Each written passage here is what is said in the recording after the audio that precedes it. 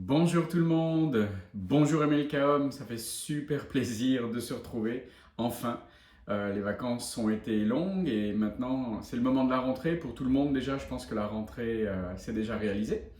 Et c'est vraiment une grande joie, un grand plaisir d'avoir cette occasion à nouveau de vous parler, de pouvoir partager avec vous et puis faire le point ensemble sur là où vous en êtes. C'est vrai que c'est une saison compliquée pour la plupart d'entre nous, hein.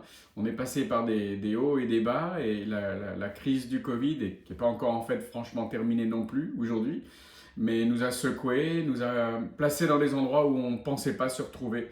Et c'est vrai qu'on s'est tous remis en question. Et c'est un petit peu là-dessus que je voudrais faire euh, cette discussion d'aujourd'hui, faire cette reprise avec vous en fait, se poser des bonnes questions, c'est important pour cette reprise, parce qu'on vient de passer par une époque difficile, par des temps compliqués. La crise du Covid nous a tous atteints d'une manière ou d'une autre. D'ailleurs, si certains d'entre vous ont été malades, j'espère que vous allez bien maintenant. Je prie pour que vous soyez rétablis et que vous n'ayez plus de symptômes en vous.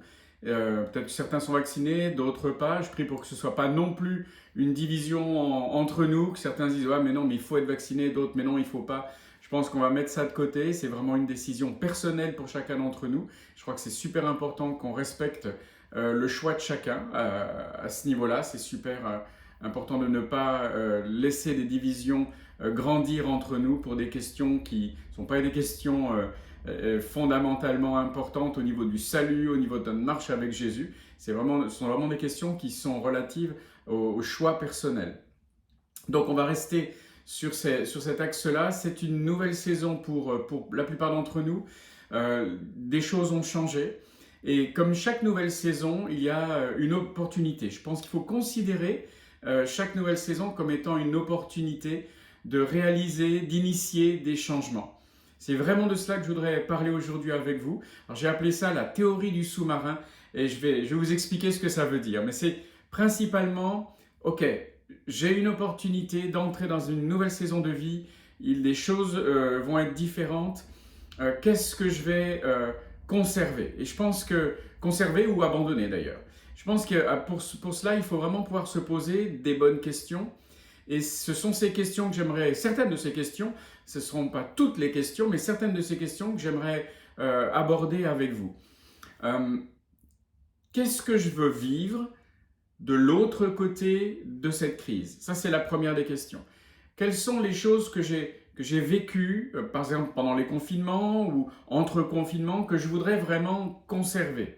Parce qu'en fait, et d'une manière assez intéressante, la crise du Covid n'a pas amené que des choses négatives. C'est assez intéressant quand je discute avec d'autres hommes. Certains se sentent un petit peu coupables, en fait, mais ils se disent, mais en fait, pour moi, la crise du Covid, ça n'a pas été si mal, parce que, bon, ok, peut-être j'étais malade à tel et tel moment, mais en fait, ça m'a permis de faire des choses que je ne prenais plus le temps de faire avant. Et ça m'a permis de changer des façons de faire, des habitudes.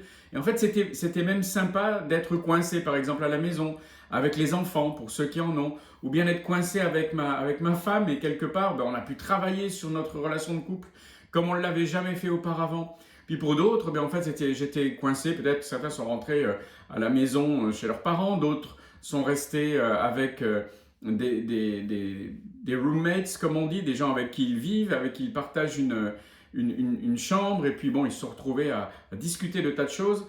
Je ne sais pas quel était votre contexte de confinement, quelles ont été les conditions de vie qui ont été les vôtres, mais en tout cas, pour beaucoup, il y a cette réalisation, en fait, j'ai vécu des choses qui étaient super. Et il y a des choses que je veux conserver, des façons de faire, une réorganisation de ma vie que j'aimerais conserver. Donc la première question, qu'est-ce que je veux conserver, qui finalement était vraiment intéressant de vivre, que je croyais que ce n'était pas possible. Pour certains, je reviens, peut-être pour ceux qui ont une famille, vous avez pris plus de temps avec vos enfants et vous avez réalisé finalement que ce n'était pas impossible. Certains disaient, mais qu'est-ce que je vais faire avec eux? Vous avez fait des jeux de société, vous avez passé du temps simplement à marcher avec eux, ou bien discuter avec eux, ou bien jouer avec eux, à faire du foot avec eux, à faire des choses que vous pensiez peut-être inutiles, vous pensiez ennuyeuses, mais vous vous êtes rendu compte que non en fait. ces choses-là étaient possibles. Et faites une liste de ce que vous avez fait avec eux, par exemple, et que vous voulez conserver. Avec votre conjoint aussi, peut-être que vous avez pris l'habitude de regarder des films ensemble, ou bien d'avoir des moments de pause où vous discutez tous les deux à la fin de la journée, chose que vous ne faisiez pas avant parce que vous étiez pris dans le flot des activités. Pour ceux qui sont seuls, peut-être que finalement, vous avez pris la décision de prendre soin de vous, de passer du temps à investir en vous-même, peut-être dans la lecture, à regarder des choses, à avoir des activités que vous n'aviez pas avant. C'est quoi cette liste de choses que vous voulez conserver et que vous ne faisiez pas? Posez-vous cette question, écrivez-les, répondez à cette question pour vous-même, et puis ensuite, mettez ces choses en place. Une autre question qui est l'inverse de la première, il y a des choses que je ne veux plus vivre et que je vivais auparavant, et quelle est cette liste de choses que je ne veux plus vivre? Des choses après lesquelles je courais, des choses que quelque part je m'imposais parce que je pensais que c'était indispensable, et puis finalement j'ai réalisé que pendant ces temps de confinement et de crise, j'en avais pas autant besoin que ça. Peut-être que alors ça peut-être pas des choses, ce sont peut-être des relations avec certaines personnes, et finalement j'en ai pas besoin. Et cette personne-là dans ma vie, elle n'a pas de place, et j'ai pas envie de recommencer de voir telle ou telle personne, ou bien j'ai pas envie de recommencer d'avoir à faire telle ou telle chose, et je me suis rendu compte que je pouvais m'en passer, et que en fait c'était très bien comme ça. Donc, quelles sont les choses que je veux conserver? Quelles sont les choses peut-être que je ne veux plus jamais vivre? Et posez-vous ces questions, faites ces listes. Une clé, et vous m'avez déjà entendu en parler, une clé pour les semaines, les jours, les semaines, les mois qui viennent, ça va être votre intentionnalité. Parce que c'est bien beau de se faire une liste des choses que je veux conserver ou des choses que je veux ne plus jamais faire ou vivre. Mais ensuite, il faut avoir une intentionnalité derrière. Sinon, vous savez ce qui va se passer? Ça va durer quelques semaines, ça va durer quelques temps, et puis après, la force de la vie, la force de la course des choses va reprendre le dessus par rapport à votre désir de changement. Donc l'intentionnalité, c'est quoi? Il faut absolument que je mette des choses en place et que je m'y tienne et que je maintienne ces choses. Et c'est là que c'est une image qui moi m'aide, donc peut-être que ça va vous aider vous aussi. C'est là que j'en appelle à ma théorie du sous-marin. Alors c'est quoi la théorie du sous-marin? Je ne suis pas un expert du tout en sous-marin, mais je sais que les sous-marins soutiennent des pressions très fortes au fond des océans. Et en fait, au partir d'un moment, si la structure du sous-marin n'est pas assez solide, si la pression à l'intérieur n'est pas assez grande, mais en fait, il va se retrouver écrasé comme une crêpe, et tous ceux qui vivent à l'intérieur vont être détruits. Donc en fait, il faut que, si je veux que mon sous-marin soit à l'endroit où il doit être et remplisse sa mission, il faut que je le construise avec une structure suffisamment solide et que j'ai une intentionnalité dans sa construction, et que j'ai de l'oxygène à l'intérieur et que je maintienne la vie possible et agréable à l'intérieur. Cette structure, ce sont les règles que vous allez vous donner, ce sont les règles que vous allez décider avec votre conjoint, si vous êtes marié, avec votre épouse. Vous allez discuter de ces choses-là, les choses que je veux conserver, que nous voulons conserver à deux, les choses que nous voulons abandonner, ne plus vivre, parce qu'elles nous mangeaient trop de temps, les relations peut-être qui étaient toxiques avec certaines personnes. Il faut structurer cela et se dire, ok, on s'assied, on y réfléchit ensemble, qu'est-ce que l'on veut vivre? Et les mettre dans votre agenda, faire que ces choses arrivent. Et c'est ça, cette structure à donner. Donner de l'oxygène pour une qualité de vie pour ceux qui sont à l'intérieur du sous-marin, c'est-à-dire votre famille, vous-même, ça commence par vous-même, votre conjoint, vos enfants si vous en avez.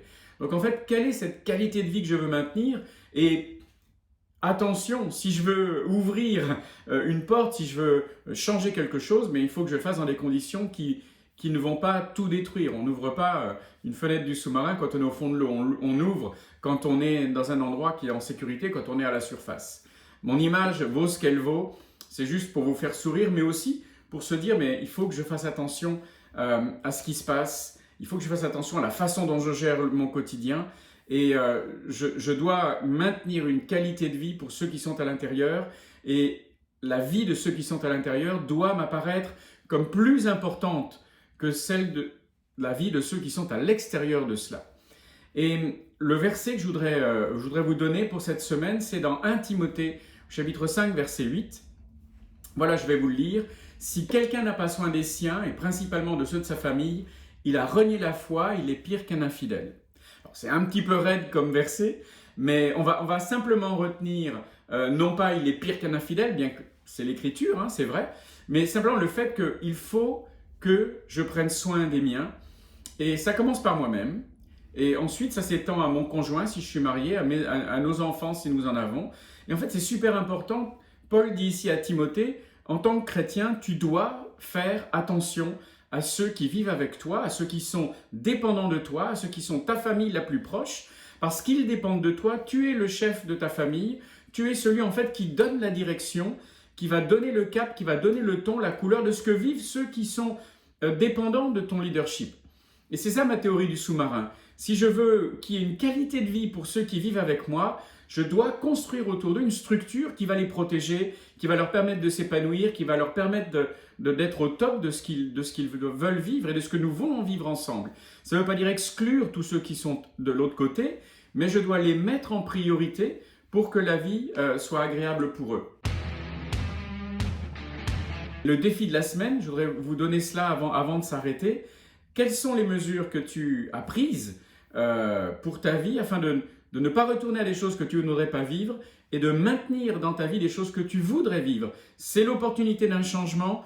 Quelles sont les mesures que tu vas prendre? Et puis, la pensée clé, la phrase clé, c'est pour cette reprise, sois intentionnel. N'attends pas que les choses arrivent comme par magie, mais mets-toi en action, discute avec ta femme si tu es marié. Si tu ne l'es pas, bien mets-toi en action pour toi-même déjà. Si tu es marié avec des enfants, bien discutez-en avec ton conjoint, mais quelles sont les choses que l'on veut mettre en place afin de saisir cette opportunité que la crise nous a donnée et de vivre une vie de meilleure qualité. Puis, comme d'habitude, tenez-nous au courant de ce que vous aurez mis en place, de ce que vous aurez décidé, ça nous intéresse. À bientôt, America Home!